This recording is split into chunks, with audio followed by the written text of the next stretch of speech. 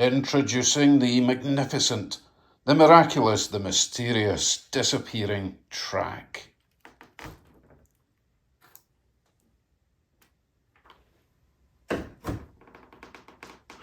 And I thought school geometry was a waste of time.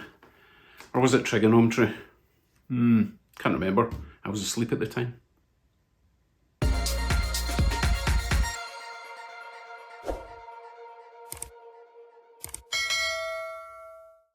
Hello YouTubes, I want to start off this video with a big warm and fuzzy thank you to everyone who left their comments, suggestions, ideas in the comment sections below and on the Facebook group about how I can improve my track plan. I have already edited the plan a little bit, possibly more to follow, so let me show you what I've changed so far. Now, quite a few of you were concerned about this 18-inch radius suddenly going into an S. So as you can see, it would come round there and then do a wiggle to get round to this point here. So as you suggested, I have straightened this about 4 or 5 inches from the bend before it starts turning. Because of that, obviously, it's going to take a much wider arc to get away round to here.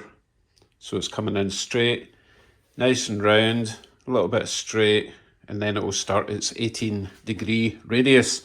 Nothing I can do about that, okay? It's 18, just live with it. Now, Cody sent me a message through Facebook. He gave me an idea. Because I've now got all this space from the track will be roughly there, all the way down to there, empty space. He suggested, and other people were, they were suggesting I should have a little bit of yard work, industry type thing. So anyway, Cody has suggested that this area here, I can have a couple of rails coming off here. I do have enough room for a couple of switches or one switch coming out and then switching into 2. So I can have some sort of industry in here. It'll obviously have dead end rails here, so it'll just be picking up, dropping off, that kind of thing.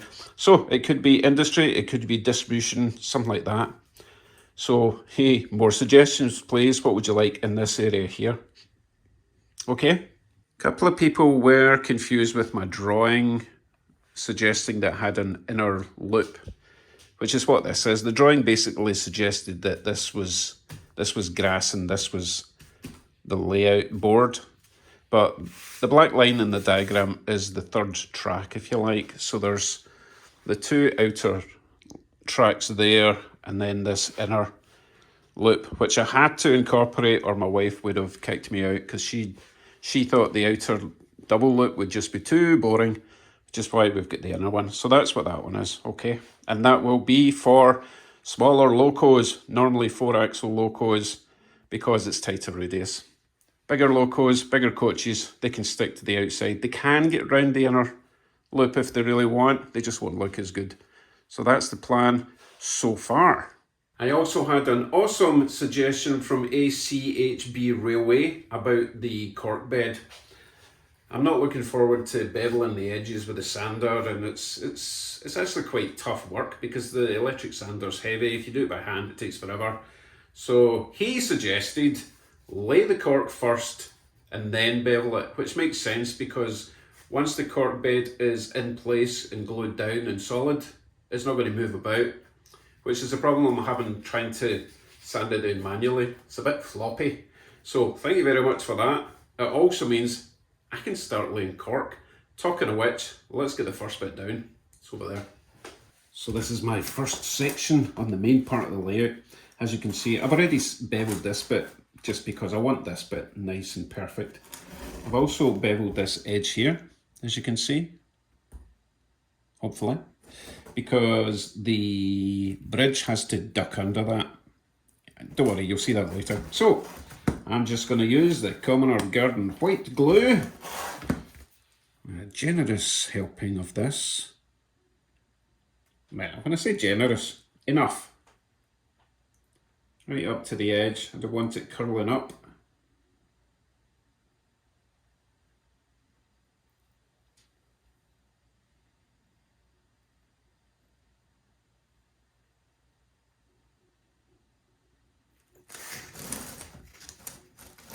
And just a wee squidge in these bits as well. I don't want them lifting.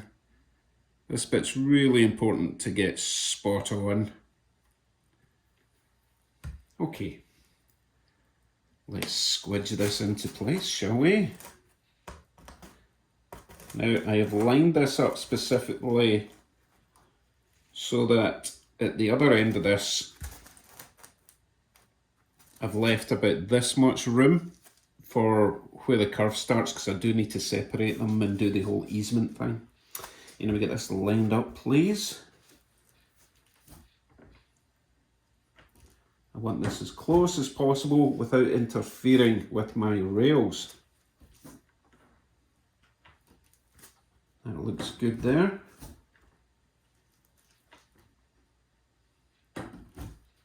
Could probably go a wee tiny bit closer. Oh, excellent, excellent. And my rails will not hit against that bit of the cork there. Perfect. So I will remove the bridge for now, because I want to put some weights on this and let the glue set, okay? And as you know, all I do, because it's a fancy hidden hinge, cabinet hinges basically, click the wee buttons at the bottom, and the bridge lifts off.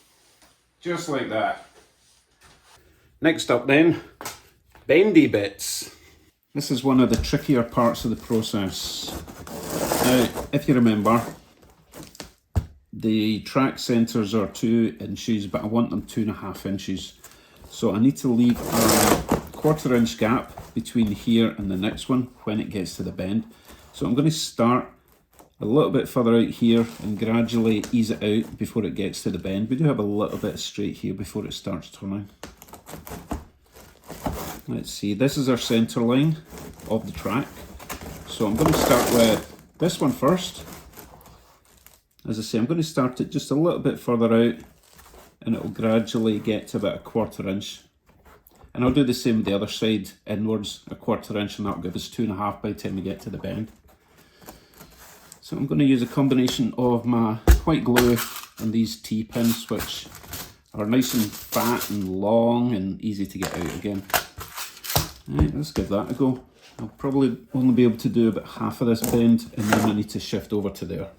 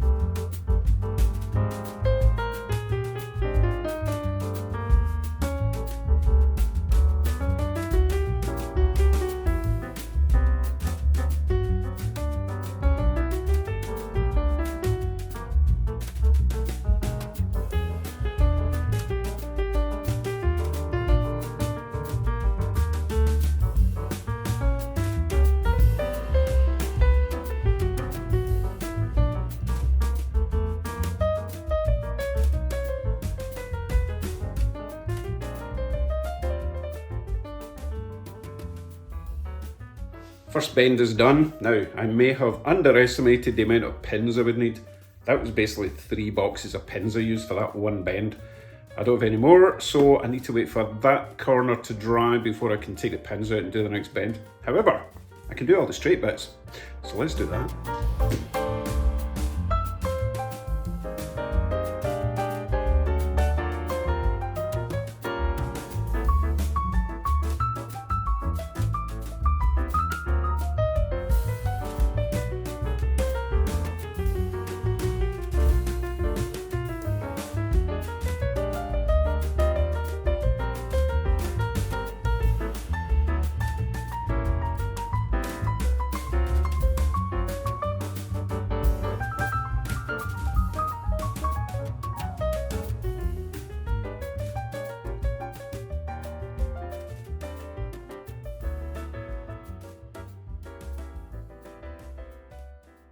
While we're waiting for the glue to dry, let me show you what I've done with the bridge disappearing rail situation. If you watched my hinged bridge video, you'll know that these two rails have got to disappear into the layout at that side or they won't line up with the track. They certainly won't line up with the track if I move it out of the way. So to get around that issue, I had to cut those little notches under the rails, but that means what happens with the sleepers or railway ties. Now this is what happens. It's an optical illusion. I think that works rather nicely. I could do this all day. So obviously I have cut out little railway ties and just glued them in place directly onto the cork itself, with little gaps for the rails to come through. I'm happy with that. Obviously need to do the other side. And with a bit of ballasting, hopefully you won't even see that. I mean, you guys won't see it. I'll still know it's there, but general population won't know. Now, this is going to take quite a while to dry and set. I don't want to take the pins out yet because that cork will just spring out again, so I'm going to leave that overnight. Meanwhile, I'm going to do a bit more planning, work out the switches that I need to get because I don't have enough. I've got 2 sets for the outer and inner outer loops to join. That doesn't make sense, but I do need quite a few more. So I need to plan that out, and then I'm going to take a wee trip down to Scotty, down at Tiny Trains down to St Catherine's, and get the rest of the points. I still don't know if I've got enough flex track. I don't want to buy more just now because it's quite expensive, but I certainly will need the points at this stage. So I'll see you in a wee while. It's like 4 AM and he doesn't open for another 5 hours. For goodness sake, twiddle my thumbs. How do you twiddle your thumbs? I don't know. Right, see you in a bit.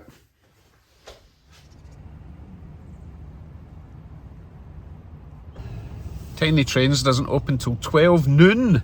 And I need new pins, so here I am. I'm going to grab some more of those push pins, get back, get the rest of at least the outer loop cork bed down, and then we'll maybe head down and get some more switches. It's not open yet. I'm still too early.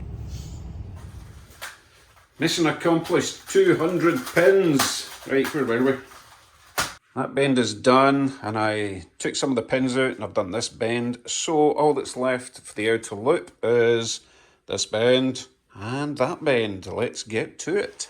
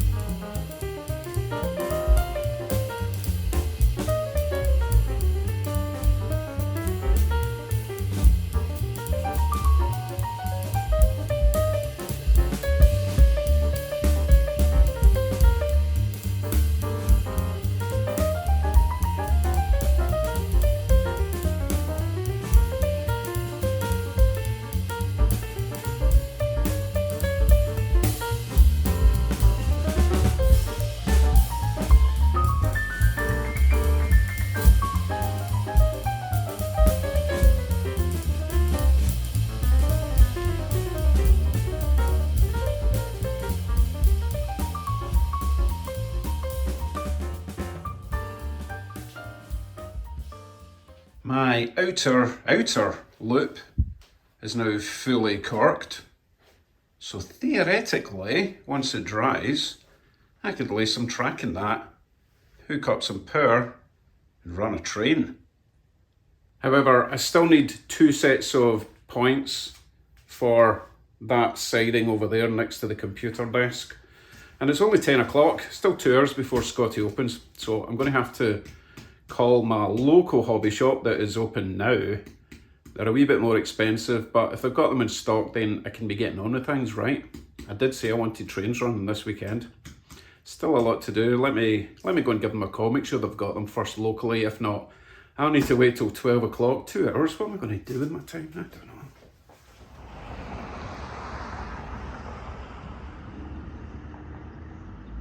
So I'm just at my local hobby store. It's only a couple of dollars each extra, so it would have been $20 just to go down to St. Catherine's. Right, let me get my switches.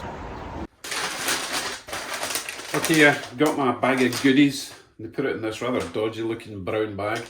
Last time I had a brown bag like this, it was... let's not talk about that. Right, let me show you what I got. We have 2 Code 83 right hand turnouts, number 8.